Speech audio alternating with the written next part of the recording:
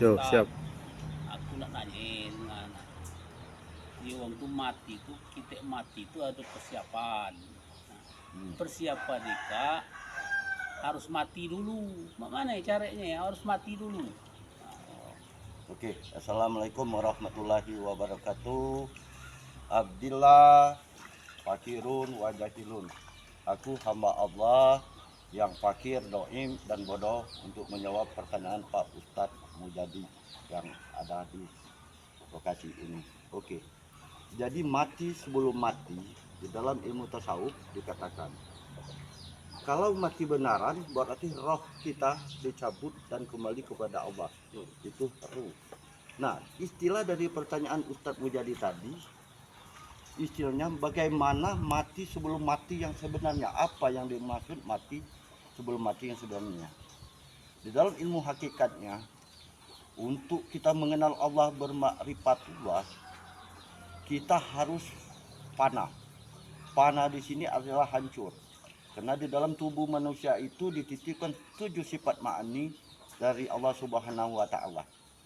Sifat Allah itu ada 20, yang dititipkan kepada manusia itu ada 7 sifat. Salah satunya sifat hayat, kodrat, irodat, samiun, basirun, dan sampai 7. Dan berkehendak. Itulah sifat yang dititipkan. Ya, dikatakan mati sebelum mati, yang dimatikan itu ego kita. Sifat kesombongan kita. Karena manusia ini selalu mengaku-ngaku. Padahalnya mata kita berkedip pun tidak ada yang bisa menggerakkan kecuali Allah Subhanahu wa taala. Jadi yang berkehendak ini seperti kita membuat kolam ini, yang berkehendak itu kita, tapi yang atas izin Allah Subhanahu wa taala. 7 sifat ini sifat kodrat, artinya kuasa. Kita kuasa membuat kolam, kita kuasa membeli bini ikan lili, kita kuasa mampu membeli pakan ternaknya. Itu sebenarnya kuasa Allah Subhanahu wa taala. Kalau kita sakit di rumah sakit, bagaimana kita membuat kolam seperti ini? Kadang-kadang kita mengaku atas kuasa kita membuat kolam, itu yang salah. Itu termasuk syirik khafi dalam ilmu tasawuf. Artinya segala sesuatu itu atas kehendak Allah. Jadi mati sebelum mati yang sebenarnya, matikan ego kita, matikan sifat sombong kita, matikan sifat iri kita, matikan sifat-sifat yang ada di dalam hati kita, kalbu. Sifat-sifat yang ada di dalam hati kita itu ada 40 penyakit hati. Tapi yang pernah kita dengar, penyakit marah, penyakit sombong, riya, batil, dan sebagainya. Padahal penyakit hati itu ada 40. Nah, itu harus dihilangkan, dimatikan, dipanakan.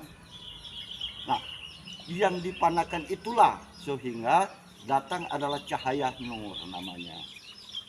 Nah, penyakit-penyakit dihilang di dalam ilmu tasawuf. Tahap ini, pilar ini dinamakan taholi. Artinya mengeluarkan sifat-sifat buruk yang ada di dalam kalbu manusia. Sifat-sifat jelek itu dikeluarkan. Sama seperti kalau saya analogikan, seperti kita mencuci cangkir. Kita cuci dengan rinso, kita cuci dengan sabun cangkir yang kotor ini, yang akan dimasukkan dengan air yang bersih. Artinya sifat-sifat yang bagus, Asma Husna 99 dan sifat-sifat Allah itu dimasukkan di dalam kolbu. Ini namanya tahali, tahap kedua. Baru yang terakhir namanya tajali. Allah menampakkan dari perbuatan afalnya, perbuatan Allah. Contoh, saya melihat kolam lili ini, saya langsung bertajalli kepada Allah, ingat kepada Allah.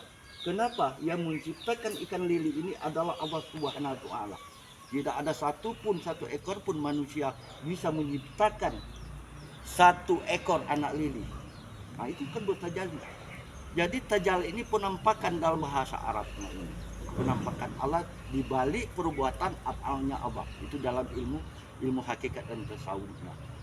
Analoginya supaya kita mudah paham, kita ambil kaca. Kaca itu kita lihat, seperti saya mau lihat kaca. Nah, kalau orang mau lihat kaca ini, pasti foto ini adalah foto Taufik. Kalau saya berhadapan dengan kaca. Padahal itu bayangan, bukan asli di kaca itu. Yang aslinya saya berdiri di sini. Di kaca itu adalah palsu. bayangan karena adanya sinar. Kalau tidak ada cahaya dan sinar, tidak akan ada bayangan tersebut. Nah, begitulah dalam kehidupan ini, dalam bertajalli kepada Allah Subhanahu wa taala. Artinya kita melihat ikan lili ini bukan hanya ikan lili, siapa yang menciptakan itu? Maka kita zikirnya zikir Allah di dalam kolbu kita selama 24 jam. Nah, zikir 24 jam inilah yang dikatakan dalam ilmu tasawuf adalah sholat daim. Sholat yang tidak mempunyai rakaat, sholat yang tidak mempunyai suara, sholat yang tidak punya gerakan. Karena zikir ini merupakan sholat, sholat ini merupakan doa. Jadi dianalogikan, orang yang berzikir 24 jam siang dan malam itu melaksanakan sholat daim dalam ilmu tasawuf, dalam ilmu syariatnya. Cuman kita mengenal sholat waktu, sholat rawatib, tahajud dan sebagainya, sholat nawafil itu adalah di dalam hukum syariat. Inti daripada ilmu tasawuf itu yang puncaknya adalah melaksanakan ilmu syariat yang sesuai dengan aturan Al-Quran, sesuai aturan sunnah Nabi yang dijalankan. Jadi orang yang hakikat sudah mengenal Allah, dia melupakan ilmu syariat, dinamakan sesat. Dia menjadi kafir zindik. Dia sudah mengenal Allah, tapi dia sholat tidak mau, berzakat tidak mau, haji tidak mau. Dia meninggalkan syariat, dia termasuk kafir zindik, walaupun dia sudah mengenal Allah.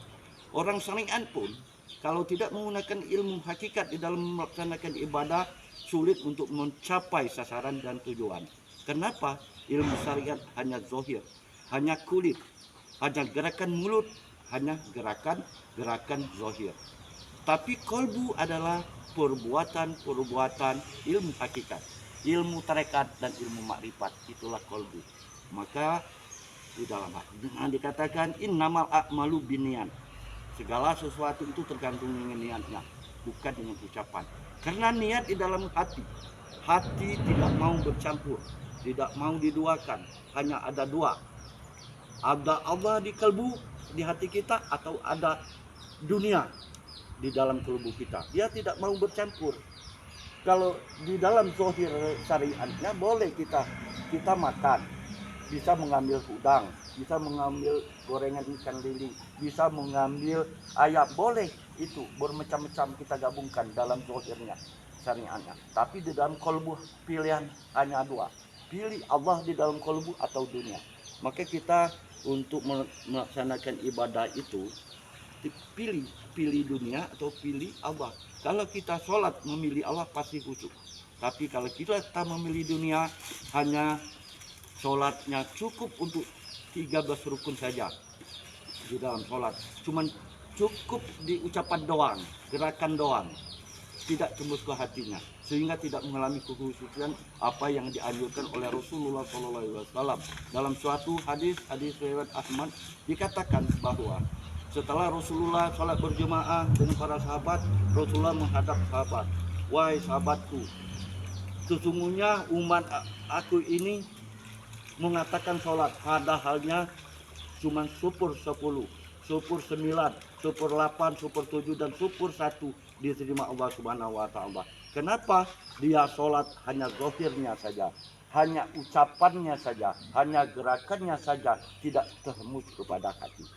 Oleh sebab itu, kepada saudara-saudaraku, tuan-tuanku, kalau ingin untuk mencapai kehusukan, kita harus belajar ilmu tasawuf, belajar ilmu tarekat, belajar ilmu hakikat, sehingga terjadinya khusyuk. Kalau tidak belajar ilmu ini, tidak mungkin khusyuk. Tidak mungkin khusyuk. Dari mana rumusnya itu khusyuk? Jadi kata Imam Syafi'i, saya melaksanakan ibadah kepada Allah, menggabungkan ilmu syariat dengan ilmu hakikat. Akhirul kalam, usikum bitaqwa. Assalamualaikum warahmatullahi wabarakatuh.